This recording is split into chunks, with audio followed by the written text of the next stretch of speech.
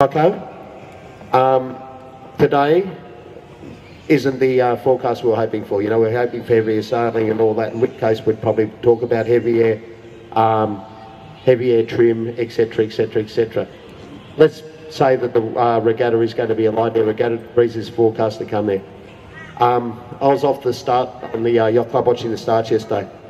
And everyone here should give themselves a huge pat on the back, because the standard of seamanship, the standard of the crew works, it's on their boots, has increased tenfold. We only had 2 boats over the line yesterday, and we didn't have guys coming through the line 10 minutes late. You've all lifted your game, that you should be proud. I saw guys with trimming spinnakers yesterday that were probably all choked up. I want you to sort of, I guess the question is, we've started with the spinnaker, which these guys will be doing today, what to look for on the spinnaker, and then changing the head sail and going up there and changing gear. So just give an overview of light air sailing and spinnaker trim and relationships between helmsman, crew, trimmer, etc, please. Thank you, Speedy, and thank you. I can't believe the size of the turnout. I've done this a few years, and it's the biggest crowd by far that I've seen here. So well done to everybody.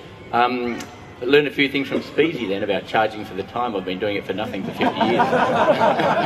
So if I've got a hat there, I might put it out later on. I had the pleasure of actually cruising with my family just 3 weeks ago in Croatia, and I was on an Oceanus 45, and I've got to be honest, it's the first time I've ever gone cruising. So it was actually quite interesting to be on a Benatar, beautifully appointed boat, and we had a great time. And while the family are sort of sitting back and relaxing and having a drink and so on, I was there madly trying to make it go faster. I don't know where I was trying to make it go, but so I can relate to the struggles of when you've got a comfortable cruising boat. It will obviously have its downfalls in the lighter air because of the volume of the boat and the weight of it, but you know, you can get performance out of them. One of the things that I've learned, I'm sailing in the MC38 fleet this week, and you know, we've been struggling in the light air like the rest of you, and we've got a brand new boat, and it's all about getting power into the rig. And when I say this to you, I've got to be careful, because I've also been given a talk to Benatar owners where I start talking about the backstays, and the guy put his hand up and said, "So you want me to go down below, get all my spanners out, come up and undo the rigging screw at the back of the boat?" And I said, okay, maybe not. But if you can, I spoke to the boys a minute ago, and some of you have got boats that have got adjustable backstays and rigs, and Speedy's very good at optimising boats, and one of the first things he said to me, it says, look, if it hasn't got an adjustable backstay, he puts one on, because it's such a powerful tool to powering the boats up. Because when you ease the backstay off, you will actually deepen the mainsail by letting the mast straighten up, and you'll also deepen the entry on the headsail. And a deeper entry on a headsail makes the life of the helmsman a lot easier. So if you can soften your rig in any way in this light air of this week, I'd certainly be looking at doing that. It's something that you can relate to. If we start going upwind, so you're saying you've got a downwind start, but I'll start with the upwind trim. The other thing that learnt this week with a new crew, with the modern boats tend to have high aspect rigs. So a lot of you on the more modern boats have got the high aspect jibs. Some of the boats have got the overlapping genoas, but also on the high aspect sails. It's very important when you're trimming them not to be too active in the trimming. And when I say that, if you've got a very tall high aspect sail, when you ease say a foot of sheet at the bottom of it, and it looks great looking at the bottom third of the sail, you're actually losing a lot of the horsepower out of the top. If we're talking about the jib, it will actually be hanging right out of the boat, and then you're losing horsepower. Can you relate to that, the jib trimmers here? And so what I did with the crew I'm sailing with, they're really enthusiastic and they're doing a great job, but they hadn't actually taken the whole picture into account. So yesterday we actually got them to, before the race we went to leeward, and we put the jib sheet around the primary winch, and we then got a piece of insulation tape, and we put a couple of marks on the sheet just as a reference mark. So he found that he was only moving 50 millimetres was the difference between soft trim and firm trim. Yet prior to that we were moving, you know, about 300 millimetres in sheet, and just trying hard, thinking we were doing a really good job, but we just weren't getting any horsepower. So one thing I'd suggest you do, the jib trimmers, is to, before the race, start going upwind and have a little play with your jib sheet. Get a reference from when the head of the sail's hanging out too far to when the head of the sail's closed down too far. And you'll find it's not a lot. Just put a reference mark, a bit of tape on your jib sheet for the light airs, and then you won't over trim, because and what I mean by over trim, not trimming on too hard, but easing it out too far. That can be one of the worst things, yet people trying hard will do it all the time. So just a little trick. And then it's a case of keep moving the sail, but within those ranges, and then start communicating with the helmsman, because what happens when you also ease it out too far, you start sailing down to it, and then you start pulling it on and coming up to it, and the guy's just signing his name in the water. So you've got to keep but then you start using a lot of rudder angle, and rudder angle is really slow. So the art to working in light airs is minimum rudder angle, so minimal movement on the helm, and not over trimming, but trimming the sails all the time. Is that, can you relate to that? Good stuff. Car position? Yeah, car position's an important one, obviously, with what I'm saying here about not moving your sheet too far. Obviously in light air, if you move the car forward, you'll round up the sail and deepen it, which is what you want for the light air, keep the boat rolling. Heavy boats want to keep rolling all the time. So have a good feel for moving your car forward, and then move your car back before the race starts, and actually have a look at the difference. And then, during the race, the whole idea of having a car is to move it. So some of you might have an adjuster, some might need to move if you're on the starboard side, you're working on the starboard side, move the port side before you tack, and move the lead forward if you want more power. The other one is reaching. Again, with high spec sails, as soon as you start reaching, if you don't have the ability to take your car outboard, which most of you won't, one of the tricks is to put a spinnaker sheet onto the clew of your jib. Okay, so you just run it forward, go through your stanchions and rails so it's not fouling anything, tie it onto the clew of the jib, and then start to draw back on it. And then what you'll do is use the normal sheet as a barber hauler down. So you get your downward pressure, and it's basically set up by having those two sheets on it. It's like your mainsail has a boom and a boom vane, so you can control twist. If you put two sheets on your jib, you will be able to control twist, because the pulling on sheet will become the aft one, and the pulling down sheet, which is like your boom or boom vane, will be your normal sheet. And that way you can actually control the twist again in the jib to maintain power in the higher spec sails. Because we did the first race, the Lindeman Island race, we had the same issue where we're a boat that's really set up for windward return, and we had to do some reaching, and very quickly we worked out that you could do a better job. Any questions for that? And I'm sure there are a few. Or has he covered it perfectly? In the latest designs of the light sailing jibs is showing a 20% chord. Now, what would be the power difference between a 10% chord and a 20% chord in light airs?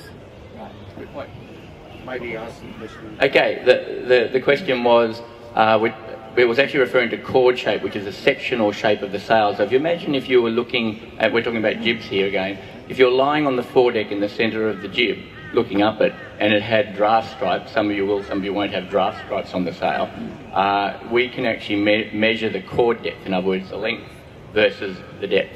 And the question was, a light jib is around 20%, which is pretty close to the money. It's normally about 18%.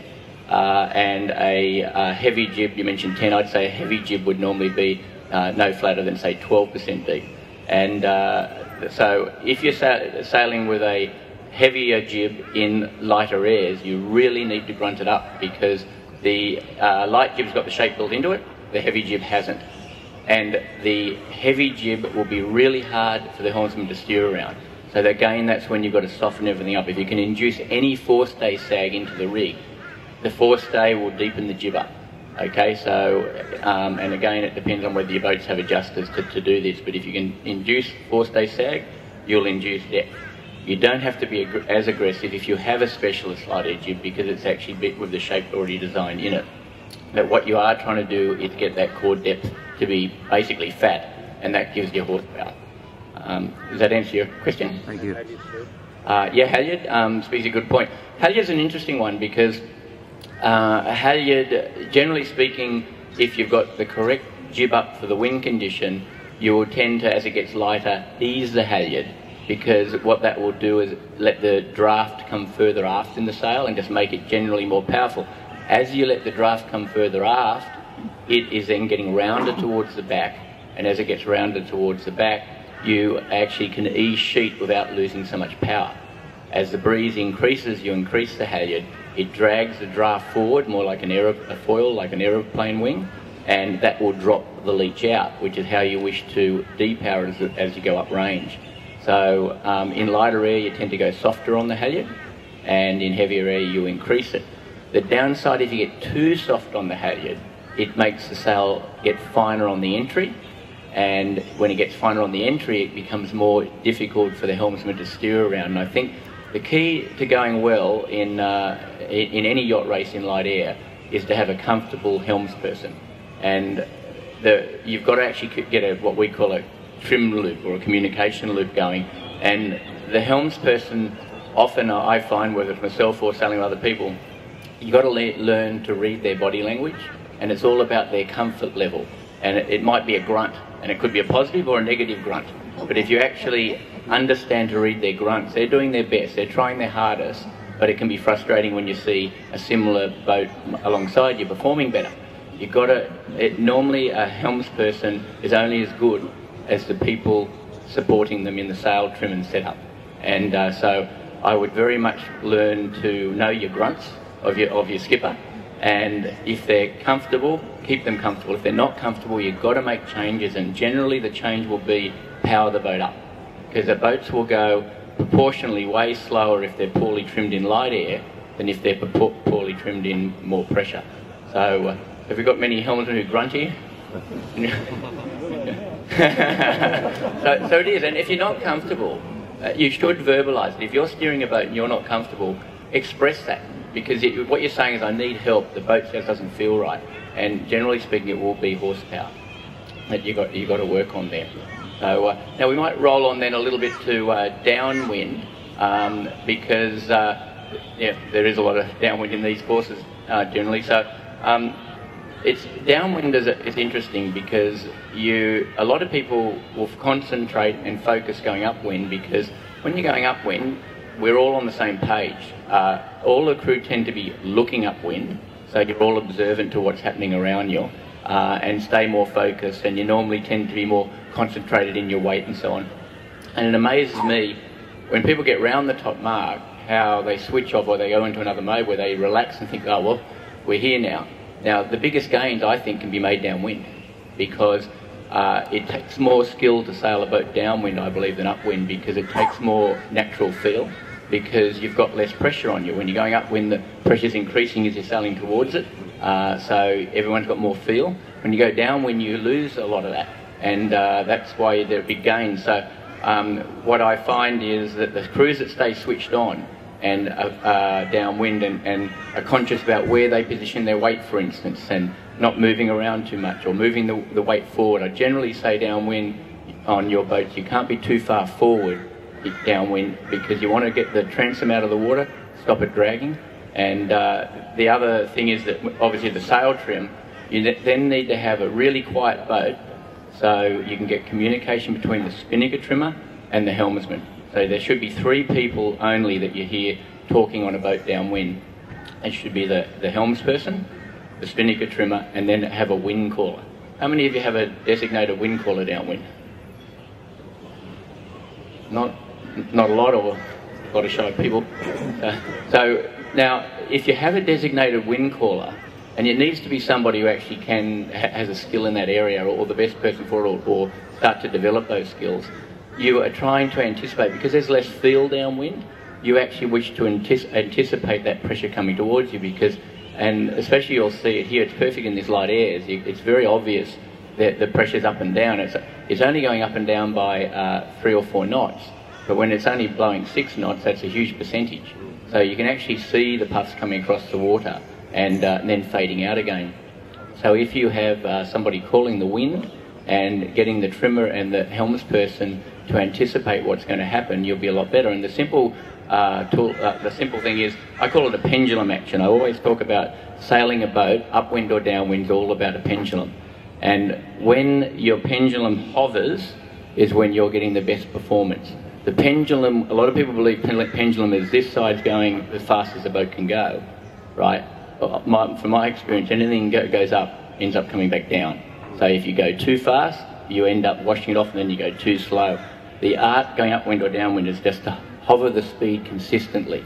If you can get consistent numbers where you're not jumping up and jumping down, you will outperform the boats around you. And so when we're talking about downwind looking for the pressure, what we're normally looking at is when it goes a little bit lighter, you encourage the bow to go up. When you encourage the bow to go up, you keep consistent pressure in the spinnaker, and then when the puff increases, you let the bow soak down, and you've just basically joined the dots of the puffs on the water, and you'll walk your way down. You'll keep that constant speed, and that's what it's all about. If you get constant speed, you then get constant apparent through the sail, which means you get constant trim and you get constant steering, and that way you use less rudder, because the rudder is what is the brake on these boats. But if you're too aggressive all the time and you're actually responding to after the event, your pendulum will be going like this all the time. You've got to anticipate what's about to happen and let it hover in between. Can you relate to that? Now, those of you, I guess most of you got speedos on the boats.